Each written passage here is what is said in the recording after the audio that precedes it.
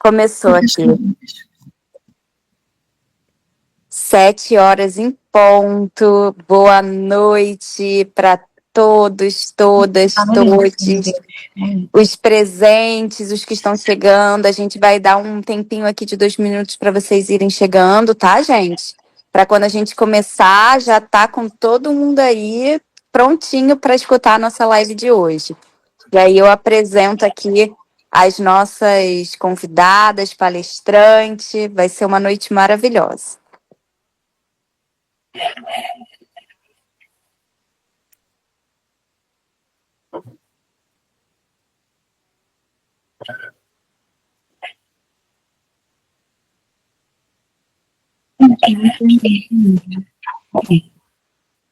Ai, calma aí, gente, vai falar muito aqui.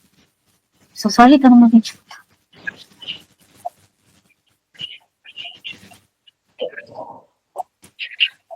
Ui.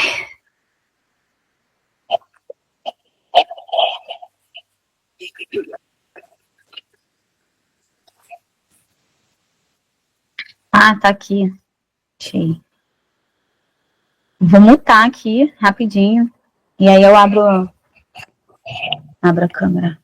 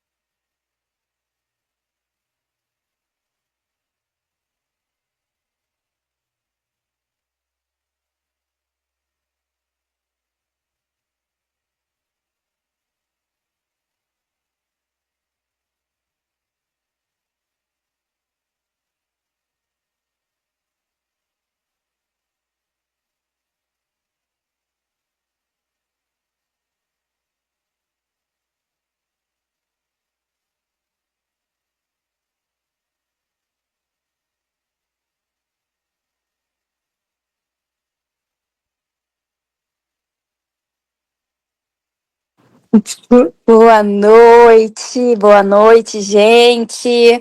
Que esperamos alguns minutinhos, já temos algumas pessoas aqui chegando. Sejam todos muito bem-vindos. Eu sou a Beatriz Brandão, coordenadora geral executiva do Comitê de Cultura do Rio de Janeiro. E dou as boas-vindas para a nossa live de hoje, que é organizada junto com a UERJ, com o grupo de pesquisa GEAF do CNPq, grupos de pesquisas de ameríndios e estudos de fronteiras, né? Que a nossa coordenadora vai poder falar mais. Começando pela minha autodescrição, eu sou uma mulher branca que estou usando óculos pretos com detalhes brancos, com cabelo longo aqui na frente, caindo no meu colo, e com uma blusa terracota, de listras terracota e branco. Atrás de mim eu tenho um fundo laranja com algumas cores também, que é o fundo das cores do PNCC, que é o Programa Nacional dos Comitês de Cultura, que quem já é aqui do nosso canal já conhece. Nós somos o Comitê de Cultura do Rio de Janeiro, somos parte desse programa, que é do MINC, do Ministério da Cultura. Hoje nós teremos uma live uma live que vai ser um bate-papo muito legal com a Andressa Rodrigues Bacelar, que trabalha na comunicação aqui do Comitê de Cultura do Rio de Janeiro, e a Daniele Bastos, que é coordenadora do GEAF, professora da UERJ e professora associada também de uma universidade que ela vai dizer com mais detalhes no México. Então, meninas, Andressa, Daniele, Dani já está aqui. Boa noite, pessoal. Vocês conseguem ver? Andressa, não estamos te vendo. A gente estava te vendo há pouco. Peraí.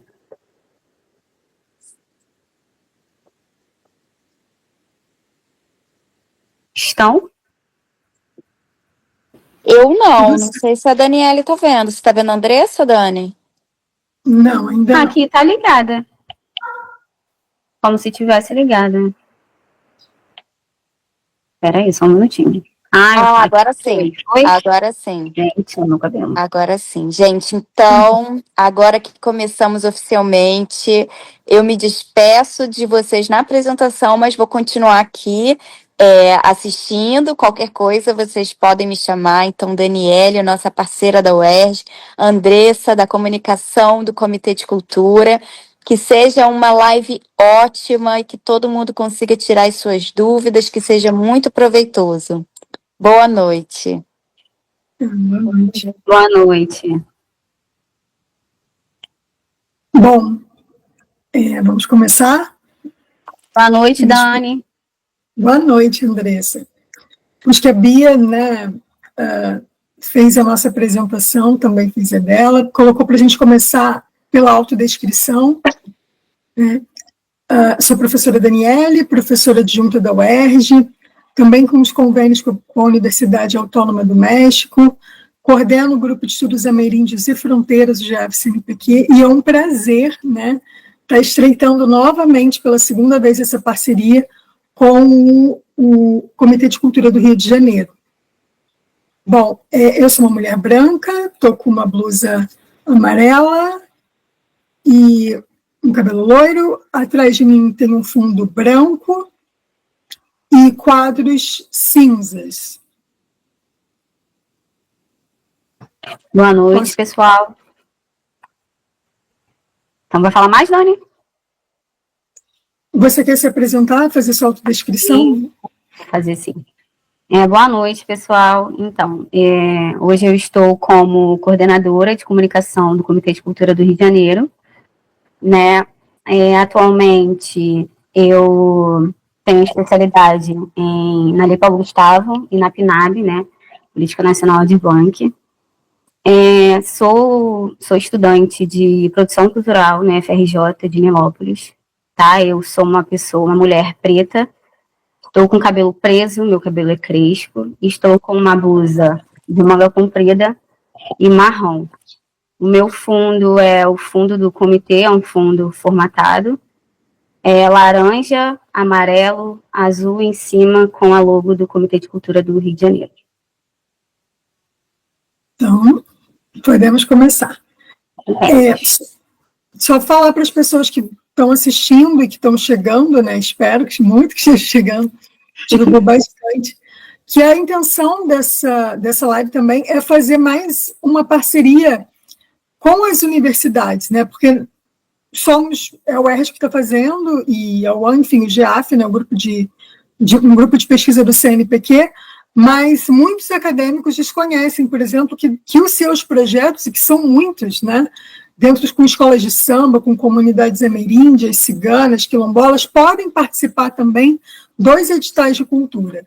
Então, a gente já inicia a live destacando, né, até para quem vai assistir depois, né, a intenção de se divulgar, né? Bom, e a gente vai abrir para as perguntas depois, tá bom? A gente tem aqui no finalzinho.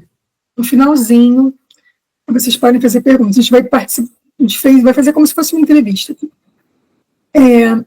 Andressa, o que são os editais de cultura? Né? E sobre você falar mais ou menos, até para quem está chegando, o que são os editais de cultura? E a sua importância, assim, E como a Lei Paulo Gustavo, ela se insere nesse contexto? Então, pessoal, os editais de cultura, eles, de modo geral, são chamamentos geralmente feitos por órgãos públicos, como secretarias municipais, secretarias estaduais, né, ou também por empresas privadas, né, não dentro do contexto da Paulo Gustavo, claro, mas empresas privadas também podem fazer chamamentos, né, que querem, de certa forma, empresas que querem, de certa forma, apoiar a cultura. Os editais de cultura, eles servem para fazedores de cultura terem acesso a recursos que possam produzir, para que possam produzir os seus projetos. Então, assim, imagina que você tem uma ideia ou um projeto já elaborado, mas você precisa de uma produção, uma divulgação, ou até mesmo da elaboração, porque, perdão, porque por muitas vezes você tem a ideia, mas você não sabe como elaborar um projeto no formato que o edital pede. Então, com acesso a esses recursos, você também pode pagar alguém, né, para que tire a sua ideia da cabeça e passe para o papel. E dentro do contexto da Paulo Gustavo, né, há uma diferença. E os editais de cultura, dentro do contexto da LPG, eles são chamamentos públicos direcionados a fazedores de cultura no modo geral também, mas feitos somente por órgãos públicos. Os recursos da LPG, né, da Lei Paulo Gustavo, somente a entes federativos, que são os estados, Distrito Federal e municípios. Tá? Então, tem esses pequenos detalhes que diferenciam. Além dos critérios definidos pelos próprios órgãos gestores, existem os critérios que são definidos pela própria lei. Gente, perdão, estou tossindo bastante. Então, os critérios que os órgãos gestores estabelecem precisam estar enquadrados dentro dos critérios estabelecidos pela lei, como, por exemplo, a acessibilidade. Né? Dentro das formas de inclusão e democratização do acesso à cultura, a LPG ela estabelece que pelo menos 10% da verba seja destinada a medidas de acessibilidade. É uma obrigatoriedade da lei que órgãos gestores precisam estabelecer e deixar claro dentro dos seus chamamentos para que os componentes contemplados sigam corretamente o critério. Então, assim, tem o exemplo também das ações afirmativas, que nada mais é do que o estímulo à participação e ao protagonismo de fazedores de cultura que compõem grupos minorizados, como mulheres, LGBTQIA+, pessoas pretas, povos de terreiros, quilombolas, né, e assim por diante. Então, eles serão implementados por cotas, editais específicos, critérios diferenciados de pontuação, e tem a obrigatoriedade também, os chamamentos públicos dentro do contexto da LPG tem a obrigatoriedade também das cotas. Os chamamentos precisam ter no mínimo 20%, né, de vagas ofertadas para pessoas pretas e 10% ofertado para pessoas indígenas. Muito interessante também, já colocando aqui a ideia das cotas nesses projetos. Então, Aldeia Maracanã, Aldeias do Rio de Janeiro, né, que é do grupo, já fiquem atentos. A minha pergunta é mais ou menos... Perdão, Dani, pode continuar. Não, a minha terceira pergunta vai ser, como a gente já tinha aberto, né, assim, na sua opinião, que é de produtora cultural, como os projetos oriundos do meio acadêmico, que integram já práticas culturais, etc., eles podem se inserir nos editais de cultura? Qual seria a sua recomendação, assim, simplesmente fazer? Então, bom, primeiro deve ser definido a linguagem do projeto, né, assim, em qual vertente o seu projeto se enquadra, né, mesmo que acadêmico, porque dentro dos contextos de editais culturais precisa ter algo também direcionado à cultura, né? Então, assim, a partir disso você vai em busca de um edital que abrange e se enquadra no seu projeto cultural. Por exemplo, é uma feira voltada para a cultura afro, né, com foco em valorização, resgate, prática e manifestações culturais. Então, assim, se enquadra na linguagem de patrimônio cultural e imaterial. Se a feira ela inclui oficinas, rodas de conversa, seminários, né, ela se enquadra mais em educação e formação cultural. Então, assim, definam a linguagem do projeto de vocês, né, que se encaixa em linguagens estipuladas dentro dos editais. Se for a elaboração de um livro, como exemplo também, é um produto cultural, e se encaixa em uma das linguagens desse setor. Então, assim, defina essa linguagem, a linguagem do projeto, busca um edital que abrange e estude o edital para que você elabore o seu projeto dentro dos contextos que o edital ele pede. Muito importante, tá vendo? Então, é a questão da linguagem, realmente. E todas essas atividades são atividades muito comuns em várias universidades, feiras e etc. Então, realmente, podemos participar. Claro, Você deve participar. Devemos, né? Sim. Você poderia explicar para a gente um pouco sobre a Lei Paulo Gustavo, qual foi a sua motivação, como ela ocorre? Então, a Lei Paulo Gustavo é uma lei de fomento à cultura, né? Ela foi sancionada em 2022, né, no governo atual, do governo do presidente Lula, e teve como motivação a crise econômica no setor cultural por conta da pandemia da Covid-19, né? Ela carrega o nome do Paulo Gustavo, que foi um ator e humorista, né, que faleceu em 2021 por complicações da própria Covid. Então, o recurso ele é de 3 bilhões 862 milhões, né? Inclusive, é o maior investimento no setor cultural no nosso país, né? E ele foi direcionado a, como eu disse, municípios, estados e Distrito Federal.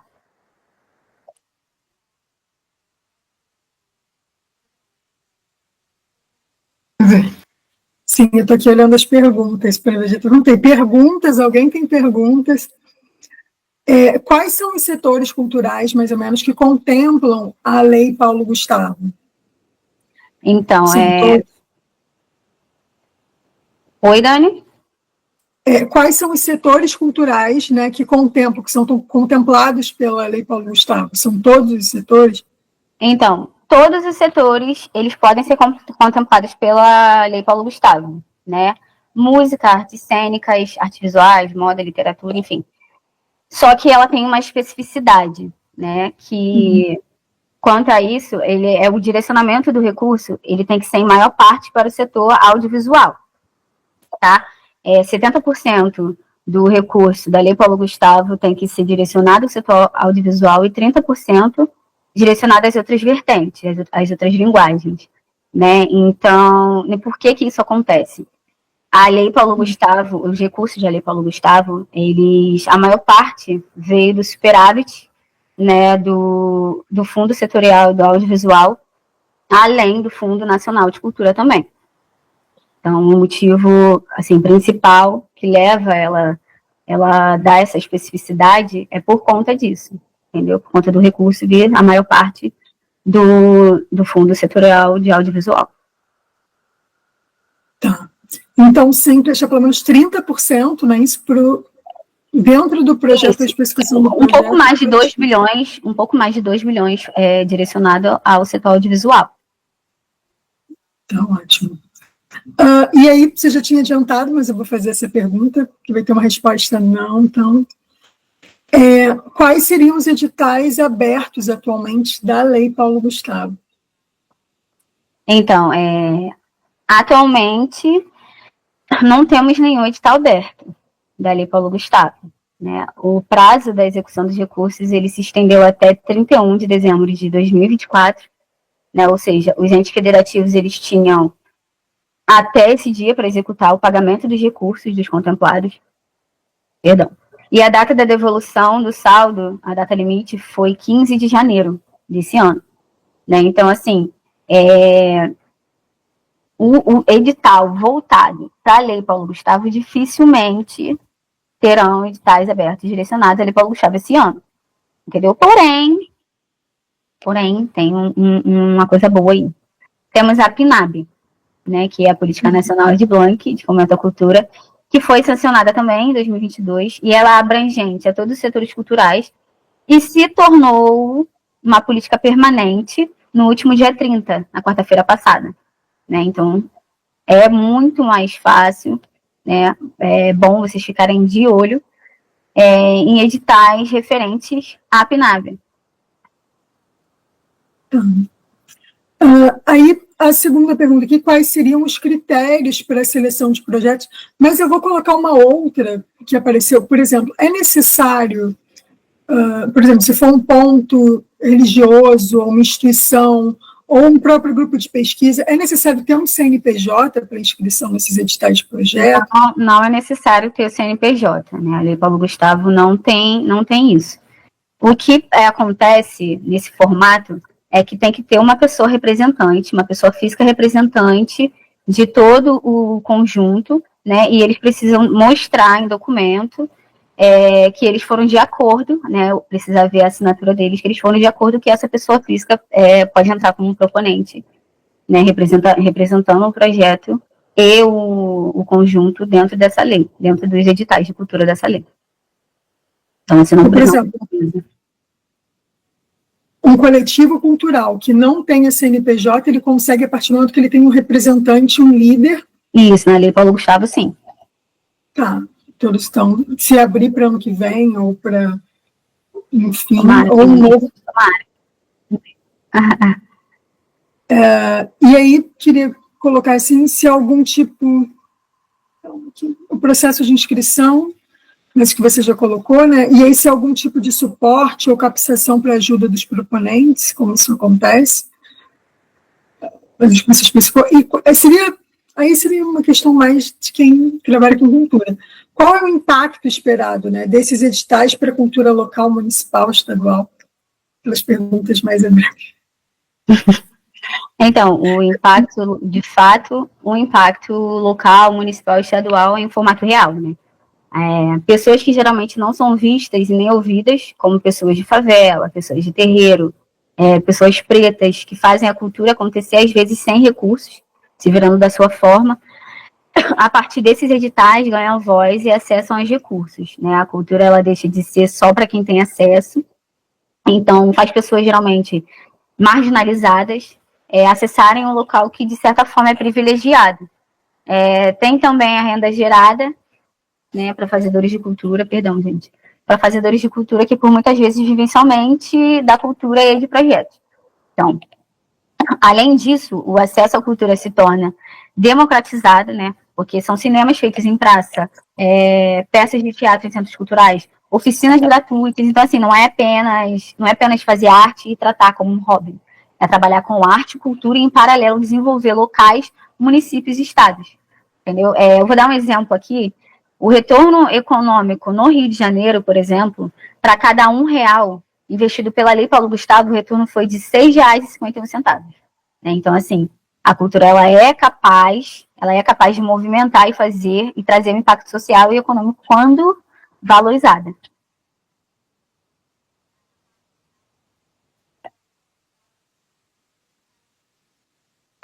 Já tem uma pergunta aqui de uma ouvinte, mas eu vou fazer mais uma aqui. Na sua opinião, Andressa, quais foram os desafios e perspectivas, dentro da sua experiência também, se quiser falar também, não só da Lei Paulo Gustavo, em que você trabalhou dentro desses editais de cultura? Quais foram os desafios?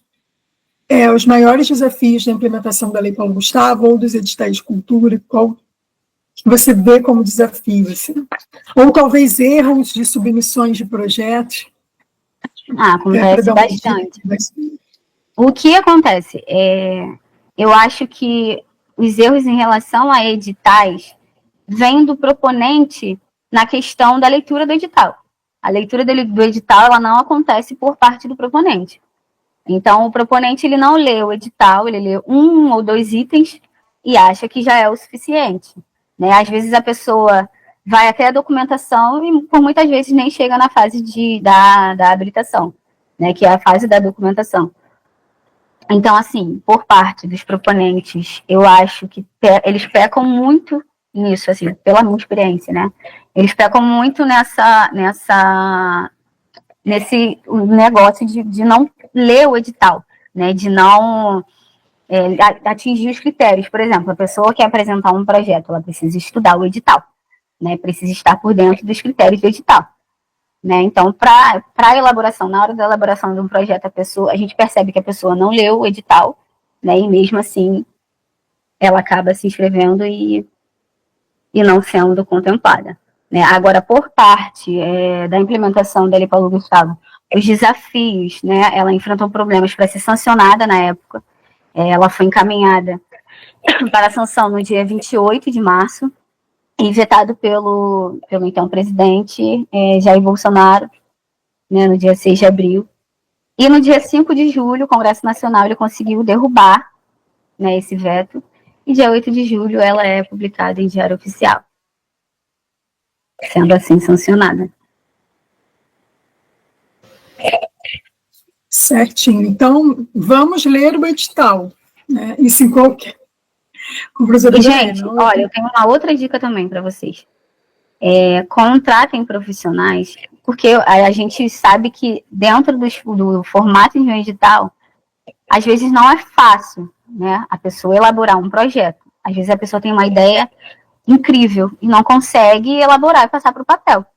Então é importante que vocês contratem, né, produtores culturais, para que eles elaborem o projeto de vocês e passem para o papel. Às vezes eles mesmos estudam o edital, conseguem elaborar o projeto de vocês dentro dos critérios do edital, entendeu? Então, assim, contratem profissionais, porque além também de gerar renda, né, que é importantíssimo também dentro dos contextos da LPG, gera renda, não te prejudica, né?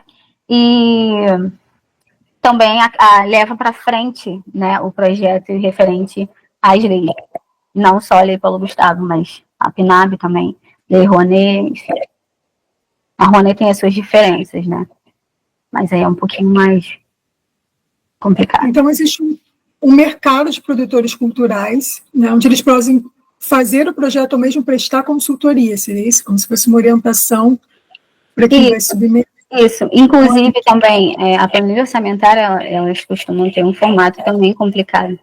É importante também a contratação de um contador. Uhum. Sim, para prestação de contas, né? E eu vi que vocês estão com uma live logo em seguida dessa de prestação de contas. Sim, dia 8, com a Natália Massa, nossa coordenadora metodológica do Comitê de Cultura. Muito importante, porque uma das coisas mais difíceis na parte de um edital é justamente a prestação de contas, né? Muito difícil. Eu vou fazer a pergunta dos ouvintes, mas seria, então, assim, qual a sua mensagem, o que você deixaria de mensagem para os fazedores de cultura que ainda não conhecem ou não participaram? Você já deu aqui algumas dicas, se quiser dar mais. Você falou da questão da linguagem, né? Assim, qual seria a sua mensagem, se você quer seu contato também? Então, a minha dica para os fazedores de cultura, não só para os fazedores de cultura, né, para os estudantes também, que eu acho importante, principalmente aos estudantes da UERJ, né, que se interessam pela cultura, que eles busquem fazer a cultura, fazer os seus projetos, não ficarem, pensarem em atingir o público-alvo não só dentro dos muros universitários, mas pensar em atravessar os muros universitários, né, porque às vezes acaba que o projeto não atinge um público bacana, né, um público que talvez esteja interessado naquele projeto ali, e aí eu acho que isso acaba desanimando o próprio proponente, né, que escreve o projeto. E aí você até chegou a dizer que as pessoas, elas se prendem muito a projetos acadêmicos, não é isso, Dani? Sim. Acho que foi isso que você disse, né? Sim. E aí eu acho que é por essa falta também, né, por partes, porque eu acho que dentro das duas partes, tanto dos entes federativos, né, quanto das universidades, eu acho que precisa haver uma flexibilidade maior das duas partes, né? Eu acho que por parte das universidades, uma mobilização em cima dos editais, como oficinas, rodas de conversas, tirar dúvidas com participações de diretores culturais, produtores culturais, fazedores de cultura, no geral, tornasse isso recorrente dentro da comunidade universitária.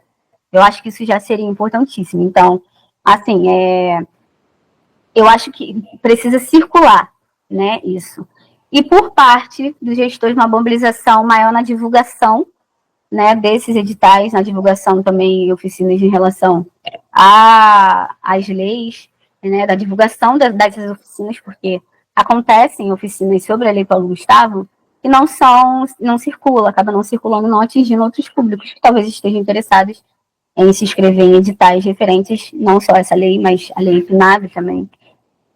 Então, acho que é isso, né? Acho que avancem os muros universitários e, por parte dos entes federativos, saiam dessa bolha dos fazedores somente da cultura, né? Que atinjam outros setores. para que as pessoas se interessem pela cultura também. Que a cultura circule, né? Que as pessoas se entendam como fazedores de cultura, né? Inclusive os acadêmicos. Isso. Uma grande discussão. Menos elitizados. Menos elitizados. Que é até mesmo, são pontos importantes para essas leis, né? De centralizar o recurso, deixar de ter um público assim que já tem um recurso próprio ali, mas que acaba também entrando nos editais. Então, por parte das leis, elas buscam esses projetos que têm essa descentralização, que tenham essa inclusão de pessoas, né, dos grupos minorizados. Então, assim, é importante também dar acessibilidade, né, que eu mencionei também. Então, é importante que os projetos de vocês também trabalhem dessa forma, né, com essa importância, assim, para os editais, dali para o Gustavo, da Política Nacional Aldir Blanc. E aqui temos uma pergunta da Raquel Gomes, dizendo que o edital, ele abrange os custos com a produção de livro ou só a divulgação? Você falou das feiras de livros, mas... Com o quê? Perdão, não entendi. O edital abrange os custos com a produção de livro ou, por exemplo, só a divulgação, feiras de livros culturais? Não, abrange sim. Né? No caso, escrever um livro. Produzir livros culturais. Sim, a linguagem dessas leis os setores culturais atingidos da literatura são esses, produções de livros, né? Não só a divulgação faz parte, tem que estar enquadrado dentro do seu projeto. Você vai produzir um livro. Dentro do seu projeto já vai ter a divulgação. Entendeu? Ok. E aí, olha, pessoal de letras aqui, mais uma pergunta, dessa vez da Vanessa, que é os editais que abrangem a modalidade literatura, né? Modalidade, ela bota literatura com modalidade. Geralmente contempla quais tipos de projeto? Produções de livros, a divulgação de feiras também de livros. Às vezes você já tem um livro, você quer fazer uma feira da exposição do seu livro, né? Abrange também. Então, assim, o setor literário dentro dessas leis de fomento, ele é bem abrangente, entendeu? Não é voltado somente para divulgação, como a pessoa anterior falou, a Raquel, no caso, né? Certo.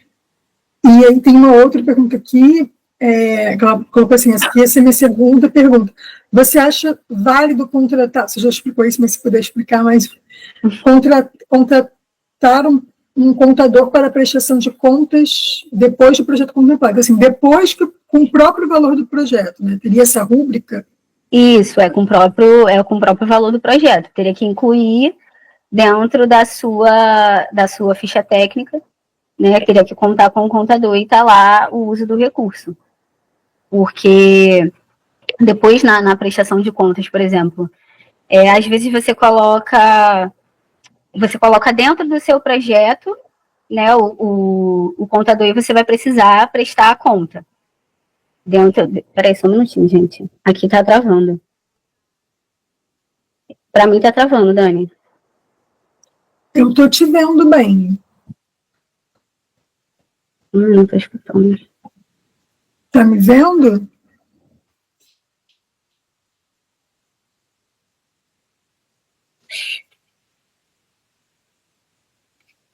Dani?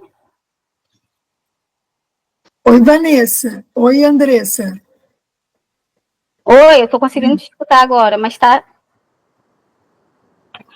Eu tô te escutando bem. Você tá conseguindo me escutar, Dani? Tô sim. Ué, meu Deus. Eu não tô conseguindo escutar. Mas eu tô te vendo bem, tô te escutando bem, tá tudo direitinho. Já está se encaminhando, acho que para o final. Não, alguém tem mais alguma pergunta? Temos mais perguntas? Dani? Oi. Agora eu estou te escutando.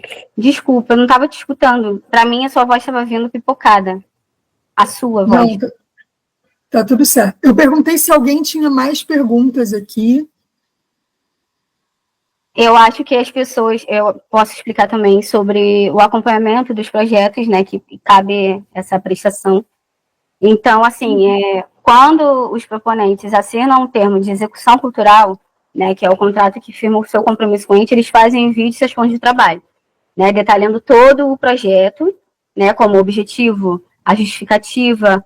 Então, assim, a contrapartida, a acessibilidade, que é importante dentro desse contexto da lei, né, enfim, detalham tudo conforme o formato do documento. Então, em seguida, a partir do cronograma, divulgações em redes sociais, o ente federativo ele pode fazer o acompanhamento do projeto mandando um agente público pessoalmente, ou até mesmo o próprio gestor pode fazer esse acompanhamento, né? Que é a chamada de prestações de informação em loco. Então, assim, quando as pessoas buscam os profissionais e colocam em sua ficha técnica, né? Tem que constar dentro da planilha orçamentária. Né, tem que tirar do próprio bolso do seu projeto, do seu recurso que você recebeu. Dentro do relatório de execução do objeto, que é onde o proponente fornece o alcance da sua ação e comprova. Então, assim, tem que constar todas essas documentações, né, tipo a lista de presença, fotos sobre o projeto que comprove. E tem a última forma, que geralmente não é tão utilizada, né, porque só é solicitada quando o proponente ele não consegue comprovar a execução do objeto, né, ou quando ocorre denúncias sobre a execução, que é a apreciação de informações em relatório de execução financeira.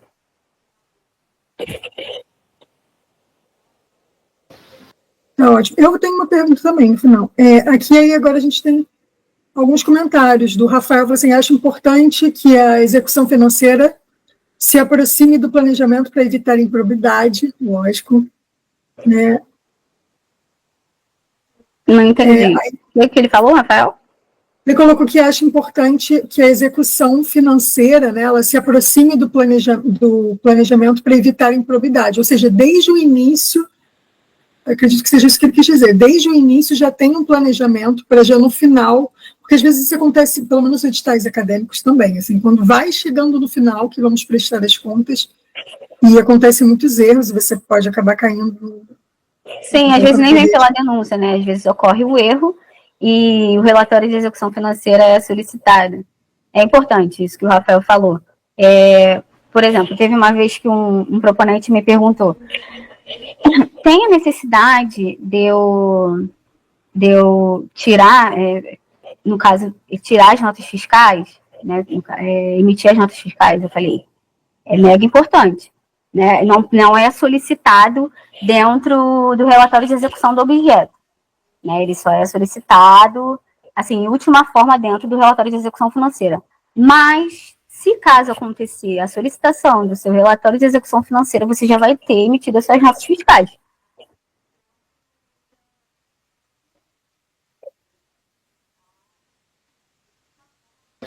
Certo, então já ir programando as notas fiscais, tá vendo? Uma outra pergunta aqui, existe um percentual pré-definido para o agente cultural? Pergunta do Éder Araújo. Se existe um percentual pré-definido, alguma pré-definição já pronta para o agente cultural? O que? Da documentação? Não, eu acho que bom, não sei se é isso, Éder. Quando você fala de contratar um agente cultural, acho que que pergunta, existe um percentual pré-definido para o agente cultural? Eu acho que isso aí, eu acho que é da própria pessoa que faz o projeto, não é isso? E aí ela coloca, ela designa. Mas eu ainda não entendi a pergunta. A pergunta seria essa: existe um percentual pré-definido para o agente cultural? Porque eu acredito que seja porque quando a gente comentou aqui de trazer profissionais, agentes culturais, para fazerem os projetos, para prestarem contas, né? E aí ele diz se existe um percentual pré-definido. Não existe um. Eu acho que isso vai a partir do próprio proponente mesmo. Do próprio proponente, isso que eu pensei, né? E aí ele designa quanto vai ser o acordo de pesquisa. Sim, o importante é que não seja centralizado para o proponente. né? Por exemplo, o recurso é altíssimo para o recebimento do proponente e para os outros profissionais fica um pouquinho mais, fica um pouco mais abaixo, sabe? É importante que role essa descentralização do recurso para o próprio proponente. É claro que será um recurso um pouco maior, né? Mas que não que seja assim um pagamento justo de recurso para os profissionais que vão trabalhar junto com você. Não tem esse percentual, mas tem essa obrigatoriedade dentro do contexto da LPG de descentralizar o recurso do próprio proponente e também o recurso também próprio que é enviado para o ente federativo. Certo. É que existe uma equidade na distribuição, então os editais ficam atentos a isso. Olha, isso, e o próprio gestor público ele tem que deixar isso claro dentro do seu chamamento. Né? É importante para que os próprios proponentes se encaixem dentro desse padrão digital, né? Porque as pessoas não, os proponentes não vão ler, eles não leem nem o edital, né? Então eles não vão buscar ler sobre a lei e tudo mais. Eles querem que tudo esteja especificado dentro do seu chamamento. Então, o gestor público tem que ter a responsabilidade de deixar isso, obviamente, claro dentro do seu edital. Perfeito. E tem uma pergunta também da Rafaela Soraya, no sentido de que o que pode ser financiado pela Lei Paulo Gustavo? Também uma pergunta, o que pode ser financiado pela Lei Paulo Gustavo?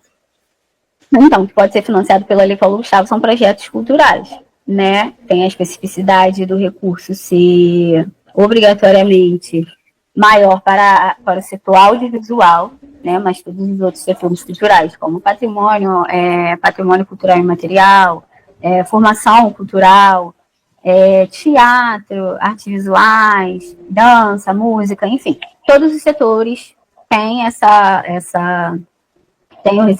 recebem o recurso, podem receber o recurso, podem inscrever os projetos, né? Porém, os entes federativos têm que ter a especificidade de o recurso ser maior para o setor audiovisual, né, dentro dos seus editais. Seja lançando um edital próprio para o setor audiovisual, enfim.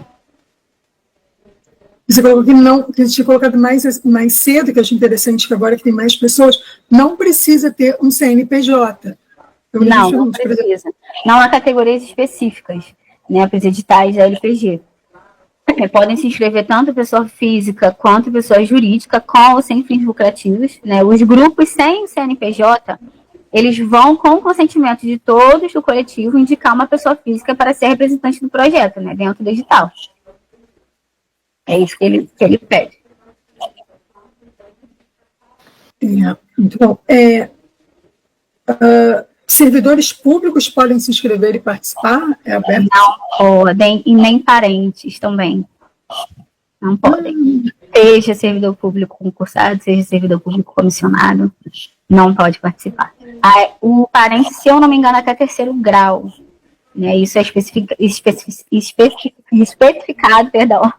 dentro dos editais. O gestor público também tem que especificar isso dentro dos editais. Então, acho que para a academia, então, fica mais restrito nesse sentido, porque são professores acadêmicos, teriam que ser professores membros do projeto, né? É mais para os estudantes interessados, né? Os alunos. Ou membros, a gente às vezes tem redes, por exemplo, a própria Grande Rio, ou as escolas de samba, ou né? Tá. Não, bem interessante. Dani, desculpa interromper. A lista de presença. Você tinha uma pergunta sobre suporte ou capacitação, não tinha? Você tinha falado aí, mas a gente acabou pulando para outra. A lista de presença, eu pensei que fosse o link do Google, não seria isso? Vou conferir aqui, tudo bem. O link da... E esse que puder... Eu não estou conseguindo botar o link de... O link tá no... do Google Drive, né, onde eles vão enviar o certificado. Então, é muito importante que quem está assistindo a live preencha a inscrição do Google Drive. Na verdade, é enviado a pesquisa de satisfação, né, para os participantes inscritos. E aí, dentro da pesquisa de satisfação, é enviado o certificado. Isso. Mas só recebe a pesquisa de satisfação só recebe o certificado quem se inscreve na pesquisa de satisfação. Isso, mas quem responde o formulário do Linktree, e o formulário do Linktree está no link da bio do Comitê de Cultura. Eu sei que eu já participei de um outro seminário, que eu fui a participante, e aí eu só recebi quando foi lá e preencheu, né, a pesquisa de satisfação. A Rafaela Soraya também está perguntando, você falou da capacitação, eu tinha uma pergunta sobre a capacitação, sim. Isso, aí a gente acabou pulando para outra, né, então. A gente tem a Escola Solano Trindade, que é a SCULT, ela é uma plataforma de qualificação artística, técnica e cultural, né, do MINC, do Ministério da Cultura. Ela é totalmente voltada para a cultura e conta com cursos online em 3 formatos, que são cursos livres, formação inicial e continuada, e até a pós-graduação também. Né, o site é eu acho que eu posso pedir depois para que coloquem, escute.cultura.gov.br. E temos também o Comitê de Cultura do Rio de Janeiro. Né? Nós temos atendimentos agendados via formulários, e quem atende a nossa querida coordenadora metodológica, a Natália Massa, né, que vai aplicar a oficina de prestação de contas aí no dia 8. E lá vocês podem tirar dúvidas sobre qualquer edital, sobre elaboração de projetos, sobre a planilha orçamentária, prestação de contas. Tá bom? Então, a gente tem formulário de inscrição para os nossos atendimentos. E aí vocês tiram suas dúvidas com a Natália Massa, que é a nossa coordenadora metodológica. Tem mais uma pergunta aqui. Qual o valor, também da Rafael Ricardo, qual o valor por pessoa da Lei Paulo Gustavo? Então, isso é pelo ente federativo, vai de cada edital. Entendeu? Não é, a Lei Paulo Gustavo não estipula um valor para que os entes federativos apliquem seus editais. Então, o ente federativo só tem que cumprir com o mandamento de todo o recurso. Tem que utilizar todo o recurso, fazer editais voltados para a cultura e utilizar o recurso enviado da Lei Paulo Gustavo. Então, assim, eles não definem um valor, não tem essa especificidade. Isso fica a critério do gestor público. Tá.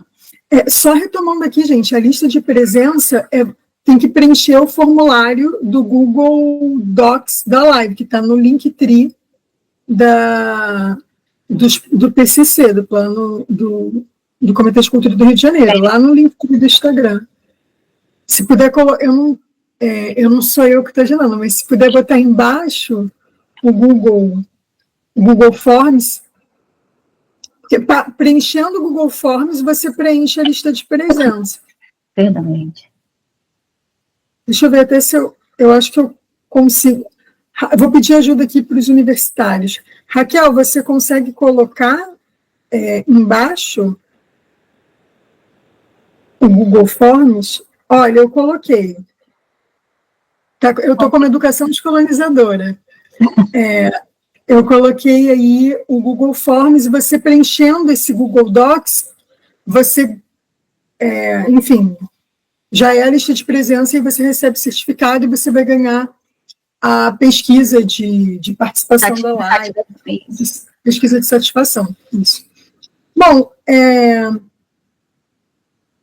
tem mais uma pergunta, só mais uma, nesse sentido, da Vanessa Ligues, que também, mais acima, ela colocou que ela já participou por companhias teatrais, mas o projeto dela também eram estudantes da UERJ, chegaram a ganhar mas até às vezes eles chegaram a ganhar um edital, mas que eles chegaram a ficar na reserva, por não ter muito conhecimento. Então, se poderia... Eles ficaram como suplente?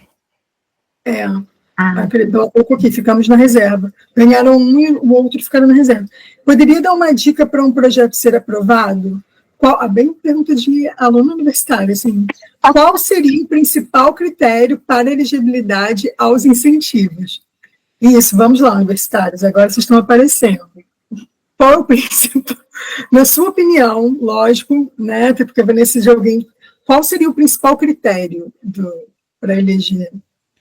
Então, dentro do contexto dessas leis, a importância da acessibilidade, da inclusão, do impacto social, da geração de renda, sabe, do seu projeto, já é de grande importância. Né? A qualidade artística, com certeza, também é importante, a qualidade do projeto, né? A escrita, a elaboração, dentro desses parâmetros que os editais estipulam, né? Então, assim, busquem, eu tenho uma dica aqui também para vocês, em relação, o que eu já tinha dito, né, o Dani, sobre a leitura dos editais. Então, assim, busquem sempre estudar os editais. Leiam o edital em que vocês irão se inscrever. Parece algo bobo, mas é importante que vocês façam a leitura desse edital, porque vocês estudando o edital, vocês vão ver os critérios, ver a importância dos critérios desse edital, entendeu? E vão entender a compatibilidade daquele edital com o seu projeto. Então, tentem incluir sempre produtores culturais no projeto de vocês, porque assim faz com que, perdão, o entendimento e o encaixe dentro dos parâmetros dos editais sejam mais simples, né? Lembra quando eu disse que às vezes as pessoas têm a ideia, mas não sabem como elaborar e passar aquela ideia para o papel? Então, o produtor cultural, além da elaboração, ele vai estudar o edital que o seu projeto se enquadra. Né? Então, assim, se o projeto já estiver elaborado, ele vai fazer alterações necessárias de acordo com o edital. Entendeu? Por último, também, não menos importante, verifiquem, gente, isso é muito importante, verifiquem as certidões negativas, tanto federais quanto estaduais e municipais.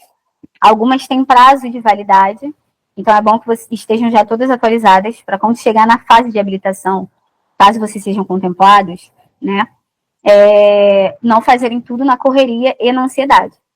Então, assim, importância dentro do contexto dessas leis de incentivo é que vocês tenham, dentro do projeto de vocês tenham o impacto social, a geração de renda, a acessibilidade, né, ali dentro desse meio cultural, né, e que vocês estudem o edital, né, e caso vocês sejam contemplados em relação às certidões, é bom que vocês já tenham elas todas.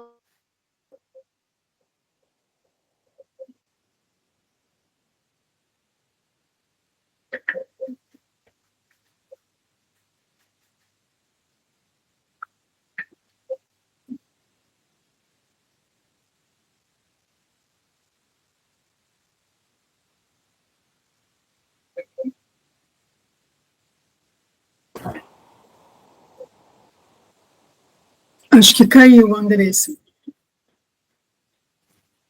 Ué, gente. Estão me escutando, gente? Estamos, agora sim. Vocês estão me vendo? Ah, tava falando aqui com a Bia. Eu botei o Google Drive, tentando ajudar, eu botei o Google Forms ali. Seria a lista de acho que... Gente, estão me escutando? Eu estou te escutando, bem. Aqui está escrito, ó, você perdeu sua conexão de rede, tentando reconectar. Tô ouvindo. Estão me vendo? Sim, eu coloquei aqui o Google Drive, que é o Google Forms. Essa é a lista de presença, certo? Do Comitê de Cultura. Isso, passa para mim esse link. Eu coloquei na descrição do YouTube. Ok, obrigado. Caramba. Eu estou como educação descolonizadora. Eu acho que... Eles estão pedindo o link da pesquisa de satisfação, né?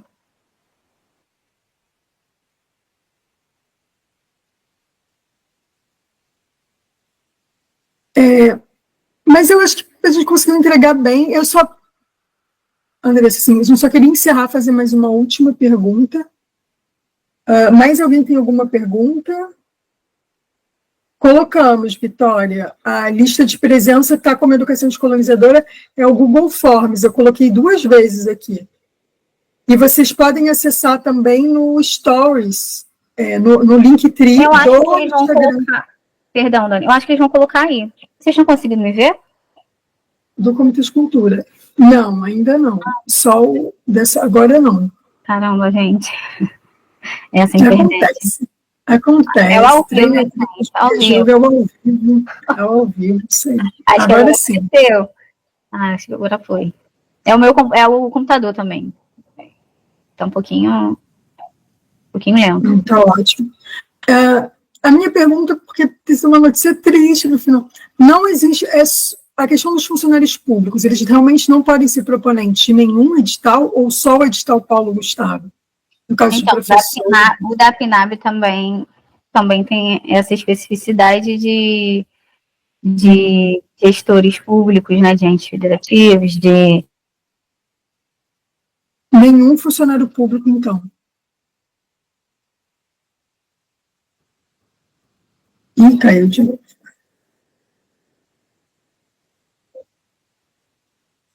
Olha, o Comitê de Cultura colocou também junto a lista de presença, que é o Google Forms. Daniele Rodrigues, pode colocar o link, por gentileza? Eles acabaram de colocar o link do Google Docs. O Comitê de Cultura anexou aqui. E tem no Linktree também do Instagram do Comitê de Cultura, onde vocês vão receber o certificado com tudo certinho. Mais algum estudante tem pergunta? As perguntas aqui foram: como sou aprovado? Eu acho que ela já respondeu bem, né? A ideia da linguagem, etc.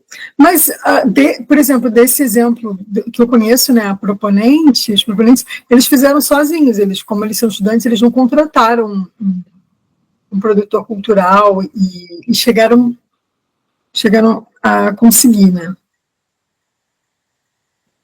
Caramba, eu não tô... Pessoal, estão me escutando? Eu acho que... Sim, eu estou te escutando. Tá me escutando? Eu acho que tinha caído de novo, né? Sim, acontece. Então, Dani, sobre a inscrição dos entes federativos, a especificidade, eu acho que tem algo específico, porque os gestores não podem, obviamente, os que lançam os editais, né? Porém, funcionários públicos podem sim. O que não pode é dentro das pessoas que fazem os editais, escrevem o edital. Dentro dessa gestão pública, que fazem o edital, né, que montam toda a estrutura e tudo mais, eles não podem participar e nem parentes até terceiro grau. Tá? Isso é estipulado pelo gestor público que monta o edital. O que acontece... dentro da política nacional de Blanc e a Lei Paulo Gustavo, eles permitem que esses entes federativos implementem ações de fomento à cultura através dos editais. Entendeu? O que não pode é quando o gestor público, que faz a montagem, né, enfim, que escreve o edital, aí realmente não pode. Só para dar essa correção aí, tá bom? Tá. Então, por exemplo, um professor de educação básica, ou professor universitário, eles podem participar do projeto? Podem sim, é só dentro da gestão ali. No caso, uma secretaria municipal publicou um edital. Então, os funcionários dentro dessa secretaria, de outras secretarias do município, não vão poder participar desse edital. Nem parentes até o terceiro grau. Certo. Bom, acho que é isso. E tem uma pergunta: quando a lei foi criada? Acho que é a última pergunta. A lei foi criada em 2022, né? Foi sancionada dia 8 de julho e publicada em Diário Oficial da União. Tá bom. Então, já também colocando para a Rafael, esse ano, né, a lei possivelmente ela não vai abrir, só que a gente tem um outro edital. Temos a Política Nacional de Blanc de Fomento à Cultura, que se tornou permanente, né, no último dia 30. Então, ela está na sua segunda etapa. Os recursos serão enviados aos entes federativos E a partir disso eles vão lançar os seus editais, vão publicar os seus editais de cultura, e aí vocês vão poder se inscrever e ficar de olho. Geralmente são publicados nas redes sociais dessas secretarias, né? São divulgados nos sites também, e alguns também editais são publicados do Ministério da Cultura, secretarias municipais, secretarias estaduais, tá bom? É só vocês fazerem acompanhamento certinho e irem tirar suas dúvidas com o Comitê de Cultura do Rio de Janeiro, tá? A gente tem os atendimentos aí, a gente lança o formulário de inscrição para que vocês se inscrevam nos atendimentos, e a gente faz aí, a gente, na ANAT especificamente, tira aí as dúvidas de vocês sobre os editais de cultura e tudo relacionado a isso. Vocês dão uma lista, por exemplo, eu sou uma professora e eu queria contratar um produtor cultural para fazer um projeto comigo. Vocês a gente indica? Tem uma lista? Sim, indicamos sim. Olha, muito legal. Então já fica aí mais uma sugestão. Uma dica aí para vocês. Que deixam contato, a indicação da próxima live, né? Que vai ser uma live. Dia 8 de maio. O tema da live é prestação de contas, né? Então a Natália, que é a nossa coordenadora metodológica e que também faz os atendimentos, ela vai estar aí tirando as dúvidas de vocês sobre a prestação de conta dos editais. Então, é isso, agradecer. Corram, se inscrevam nos links. E é isso, gente. É importantíssimo. A prestação de conta uma pauta bem complicadinha. Você geralmente tem essa complicação, né, sobre essa vertente aí dos editais. Sim. A lista de presença vai ficar aqui na descrição e está no Linktree deles também. Agradecemos muito aos que vão chegar depois e assistir também. Que as pontes se estreitem, que mais professores consigam, e professores e pontos de cultura do Rio de Janeiro consigam ter se inscrevam, leiam os editais, né? Procurem saber também sobre outras leis de fomento, que a gente tem lei de fomento também, na verdade, de captação de recursos, né, que é a Lei Rouanet, e temos as de fomento, que é a Lei Paulo Gustavo e a PNAB. Leiam os editais, procurem se informar, busquem os atendimentos, né, com o Comitê de Cultura ou com tutores também. A gente dá essa indicação para vocês, caso seja necessário, mas acredito que não seja. A Nath é excelente. Ela sana, vocês saem de lá sabendo tudo sobre edital. Ela é incrível. E é isso, né? Façam projetos voltados a impacto social, tá? Além da qualidade artística. Insiram, né, pessoas pretas, quilombolas, pessoas de terreiro, LGBTQIA+, e façam a inclusão no projeto de vocês, porque isso é importantíssimo, né? Para descentralizar também e tirar essa, né, elitizado, né? Que a cultura acaba sendo.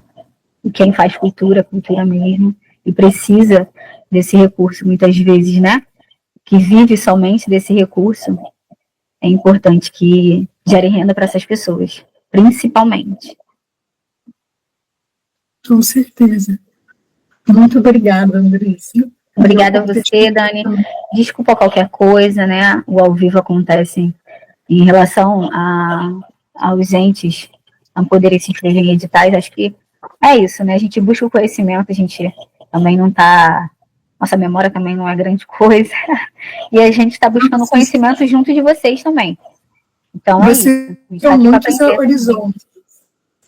Obrigada, gente. Eu agradeço muito a oportunidade, tá? E eu espero também, assim, os atendimentos são feitos pela Natália, mas caso a Natália não esteja presente, não puder ir, eu posso também fazer o atendimento de vocês sem nenhum problema, tá bom? É só se inscreverem no nosso formulário de atendimento, ficarem de olho nas nossas redes sociais também, sigam a rede social do Comitê de Cultura e fiquem por dentro de tudo aí, sobre nós, sobre a cultura, né, da nossa cidade, nosso estado.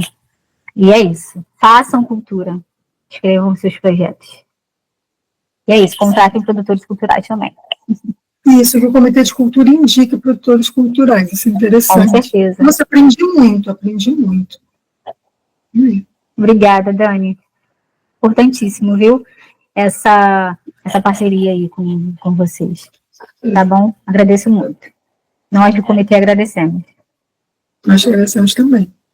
Nós encerramos, quem encerra a live é o Comitê de Cultura. Obrigada, gente.